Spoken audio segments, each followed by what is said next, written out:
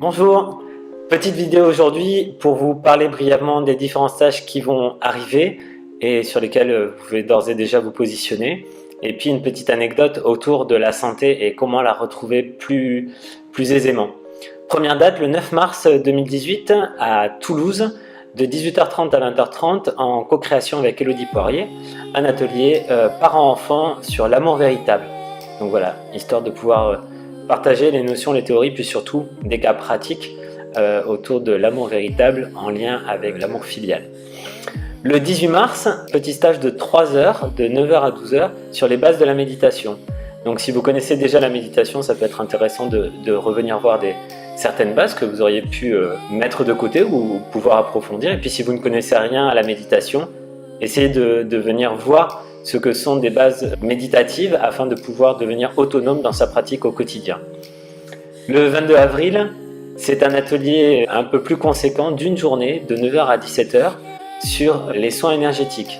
C'est un grand mix personnel que je mets en pratique quasiment au quotidien dans le cabinet.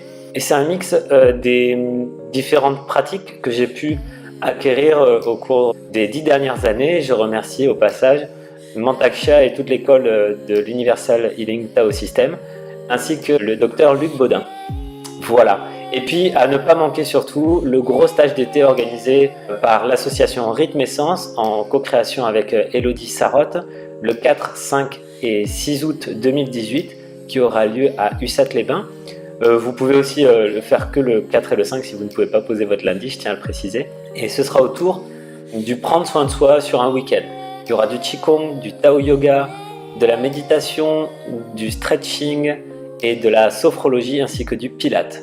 Voilà, je voulais partager avec vous l'idée que lorsque l'on enlève les étiquettes des maladies, c'est-à-dire les noms comme cancer, sida, diabète, sclérose en plaques, dépression, et que l'on revient sur son propre ressenti, il ne reste que 4 ressentis. Ils peuvent être cumulés, mais ils peuvent être séparés. La douleur, la gêne, la fatigue et l'invalidité.